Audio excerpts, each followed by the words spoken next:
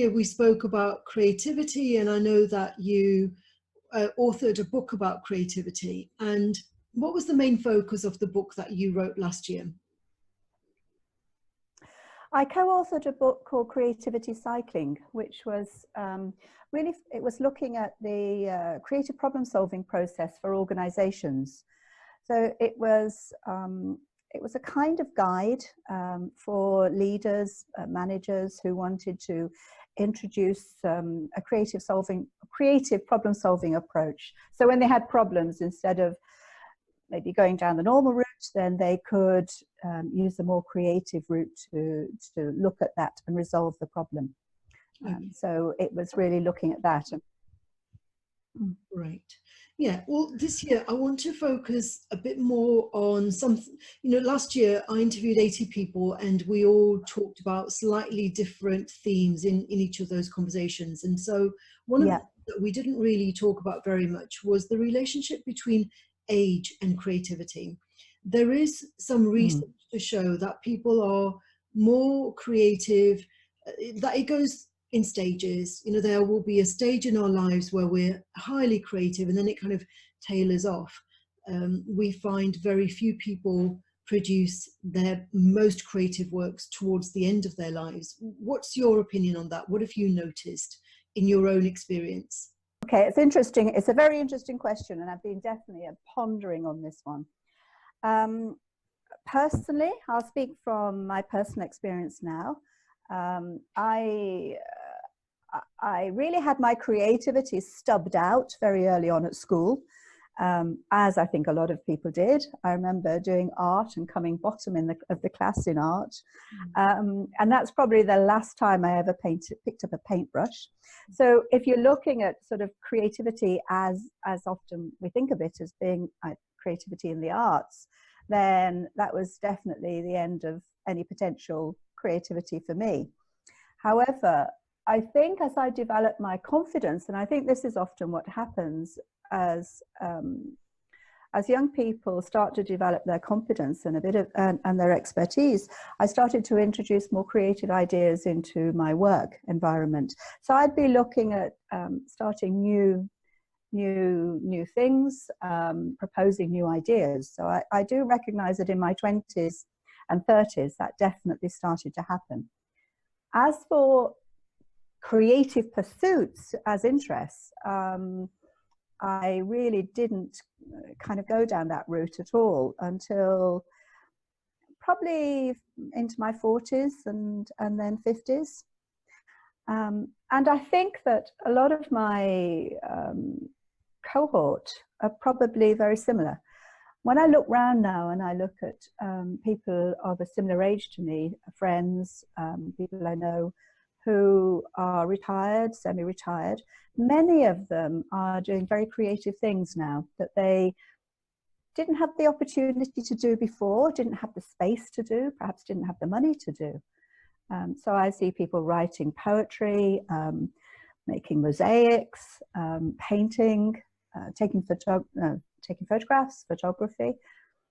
And I think that's something that with age, often we have that space to pursue things that we've got a passion about that we might not have had earlier.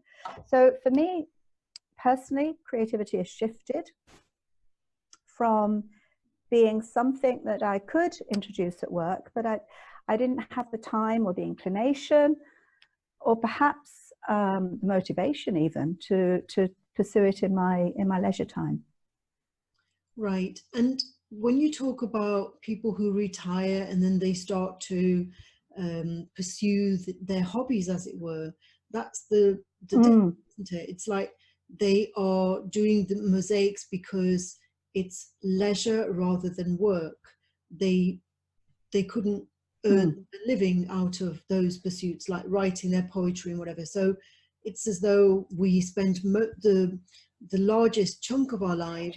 We spend a very large chunk of our lives in earning a livelihood, as it were, and our hobbies don't earn us our living. And so therefore we have to wait until we have the finances and the freedom, you know, the freedom of time and the freedom of finance, the resources Yep. to pursue those. Yeah, absolutely. That's exactly what I'm saying there, really, that we either don't take the opportunity to, or we don't feel that we have that time and opportunity to do that. So yeah. So, you know, there is this kind of thing about the more we learn, the more we avoid aging. You know, a lot of older people, they, even though they might not be earning a livelihood through their creativity, but the actual pursuit of these hobbies seems to keep them fresh, seems to keep them young, as it were. Have you noticed that as well? Yeah, definitely. Yes, I do. I do notice that. I notice, perhaps even in myself, but also in other people, in friends I've got, and people of my age group, that those who are pursuing creative pursuits are also more open to experiences, more open to life, more open to learning still, than those who are not. So I also know people who are not doing that, and to some extent what I see there is much more of a focusing down, and perhaps a narrowing of interest, a narrowing of ideas as well, and views, perspectives. Yeah. Yes, I remember when I first started my teaching career, I do remember that I was working with older teachers who had about 20 years experience, and I was just starting out, and I was so insatiable in terms, I wanted to learn everything, and they were always resistant to trainings because they felt, well, I've already done my teacher training, I've already got my degree, why do I have to do this other course? So there was this resentment, whereas like myself, I was always willing to see things from a fresh perspective, and I've restarted my career many times, and I think that has kept me it's enabled me to continue to be creative because I'm willing to let go of everything that I've learned previously and to seek innovative ways of doing things. So in terms of the organizations, in you know, nowadays there is perhaps throughout the centuries, there's always been this concept of you need to be, people will take you on into a new career if you are younger rather than if you are older.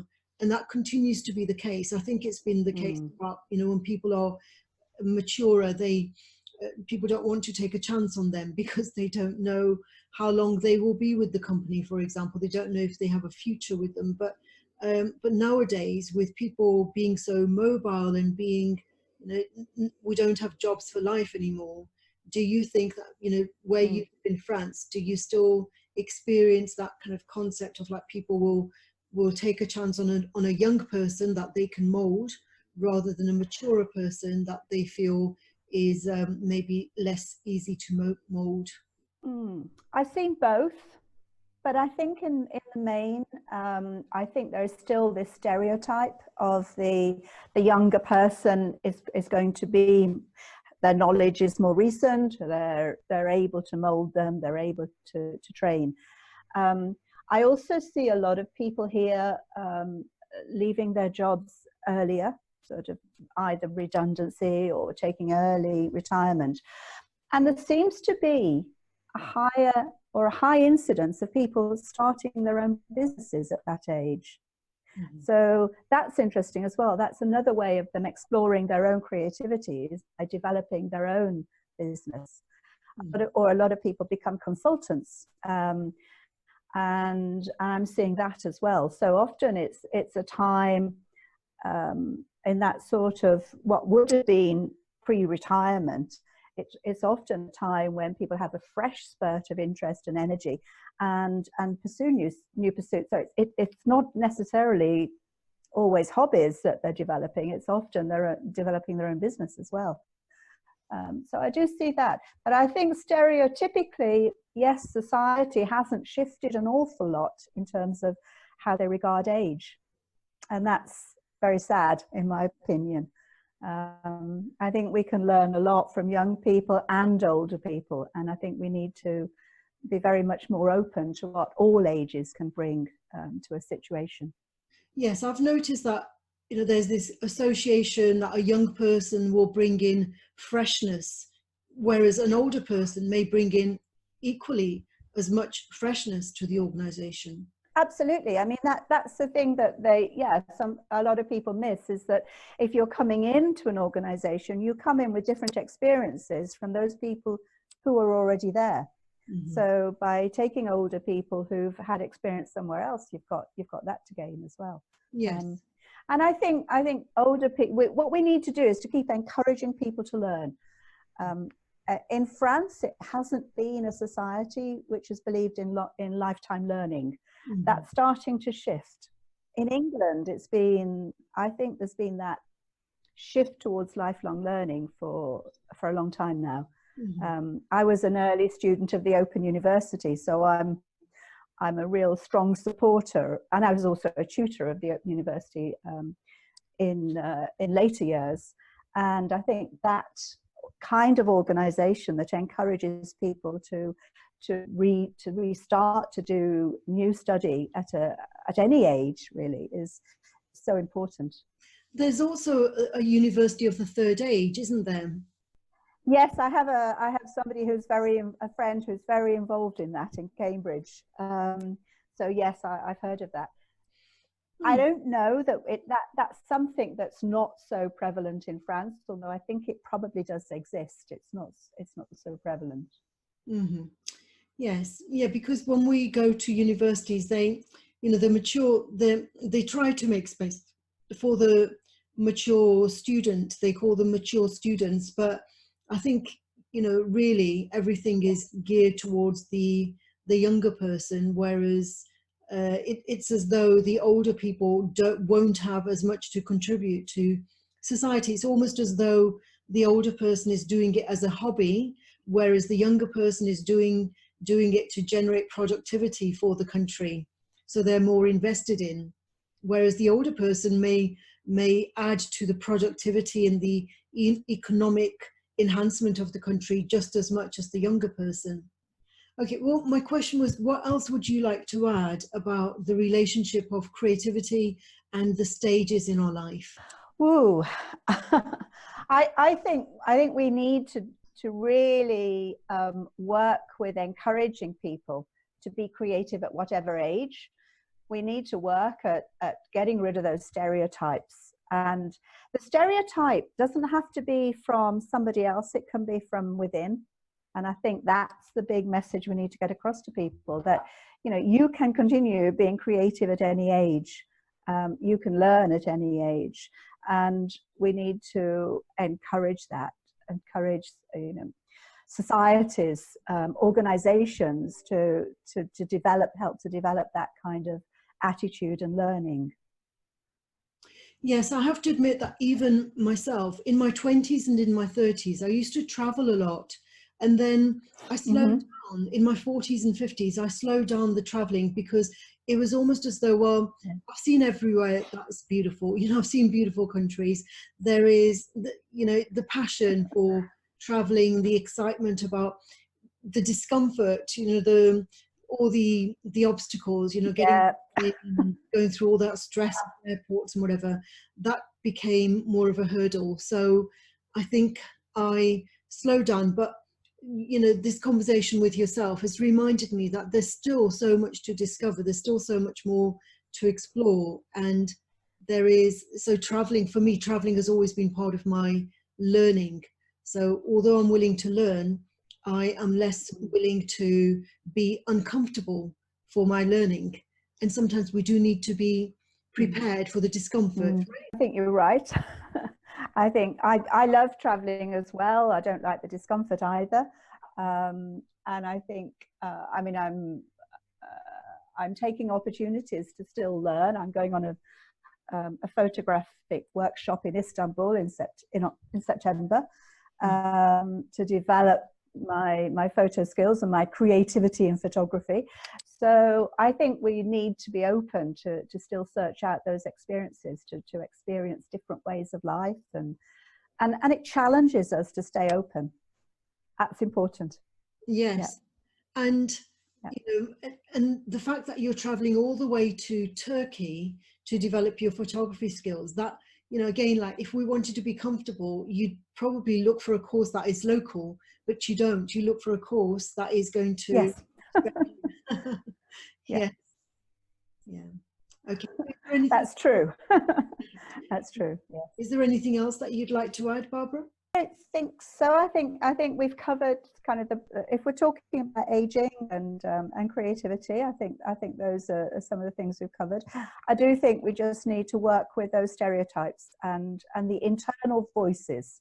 We need to really work with those internal voices that, and I know that we can also say, you know, maybe I'm privileged because I can afford to go to Turkey to do a workshop, and other people aren't. So we need to have experiences that people can enter into that don't require them to have a lot of money as well.